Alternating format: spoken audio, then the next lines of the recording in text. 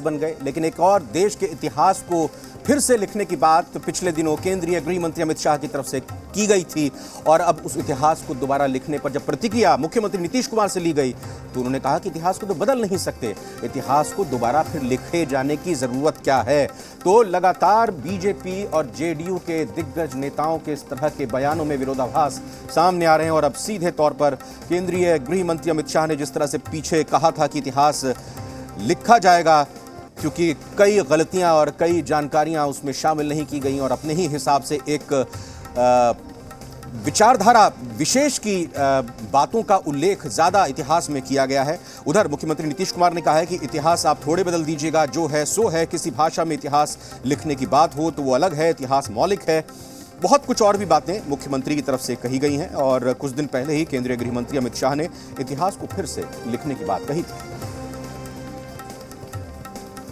अरे तो इतिहास बदल दीजिएगा, हमको तो मेरी समझ में नहीं कि कोई इतिहास बदल जाएगी। जो इतिहास है, हिस्ट्री जो भी है हिस्ट्री है। तो हमको तो नहीं कुछ समझ में आता है कोई इतिहास कैसे बदलेगा। इतिहास तो है ही। आप क्या चीज़ सोच करके बात कर रहे हैं, हमको तो नहीं लगता कोई इतिहास बदलने वाला है। अरे वो अलग बात है, कोई लैंग्वेज लिखने की बात होगी वो अलग बात है, लेकिन जो मौलिक इतिहास है उसको कोई थोड़ी बदल सकता है।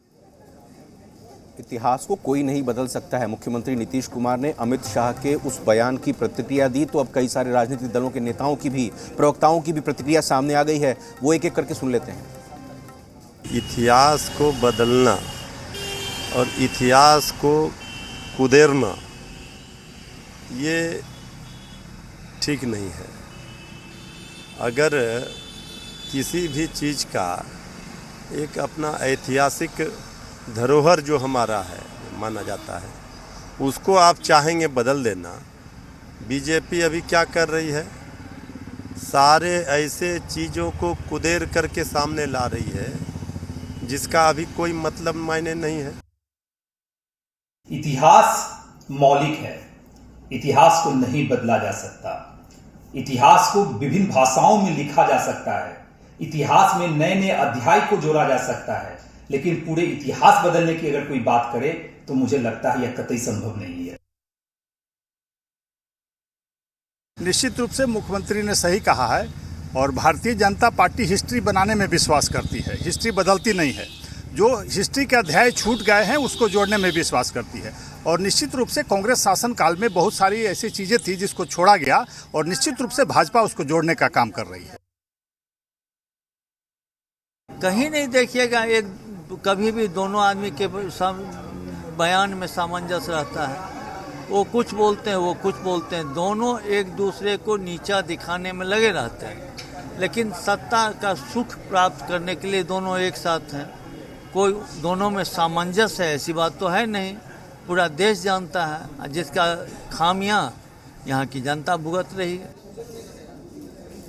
रितेश हमारे सहयोगी सीधा पटना से इस खबर पर और विस्तार से जानकारी के लिए हमारे साथ जुड़ रहे हैं।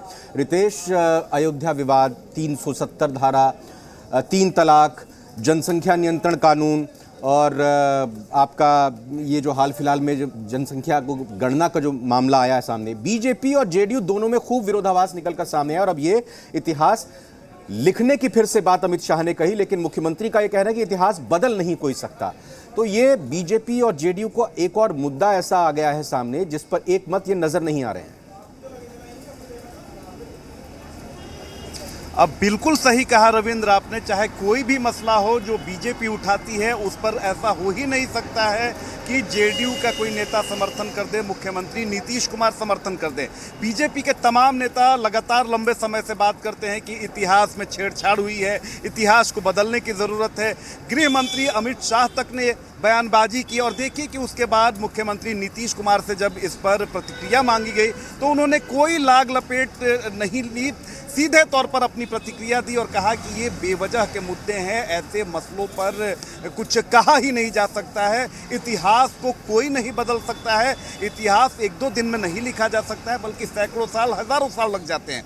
ये तो हो गई जेडीयू की बात। लेकिन हालिया दिनों में अगर आप रविंद्र देखेंगे और मुख्यमंत्री नीतीश कुमार के बयानों को अगर आप गौर से सुनेंगे तो कहीं ना कहीं नीतीश कुमार भी समझ रहे हैं कि उनके बयानों की क्या महत्व है, उनके बयानों के क्या मायने हो सकते हैं। लिहाजा कहीं भी जो बयानबाजी कर रहे हैं उसमें वो काफ़ी बैलेंस नजर आते हैं। नूपुर शर्मा के मामले को देखिए कि जब सब पत्रकारों ने सवाल पूछा तो सीधे तौर पर कहा कि जब पार्टी ने उन पर कार्रवाई कर दी तो फिर इस तरह के बेवजह हंगामे की ज़रूरत क्या थी। एक तरफ तो देखिए कि जो महागठबंधन से आरोप लगते हैं कि कहीं ना कहीं एक लगाव है, उस बयान से उन्होंने उसे बता दिया कि कोई लगाव नहीं है। लेकिन दूसरी तरफ बेवजह के मुद्दों जो खास तौर पर जेडीयू के नेता कहते हैं कि बीजेपी के जो नेता हैं बेवजह के मुद्दों पर राजनीति करते हैं, तो इस बयान के जरिए बीजेपी को भी मुख्यमंत्री नीतीश कुमार ने मैसेज दे दिया। बिल्कुल मैसेज दे दिया है। बहुत तरफ अगर बीजेपी की बात करें तो बीजेपी ने भी अब जी जल्दी से बीजेपी का एक लाइन में, बीजेपी ने भी अब मुख्यमंत्री नीतीश कुमार के बयानों को समझ लिया है। विरोध तो बीजेपी नहीं दर्ज कराती है, समर्थन करती है, लेकिन अपनी मांग से भी पीछे नहीं हटती है। बहुत बहुत धन्यवाद, बहुत बहुत शुक्रिया रितेश, आपने बहुत ही संक्षेप में ये सारी बातें विस्तार से समझाई। और अब खबर राहुल गांधी से संबंधित है।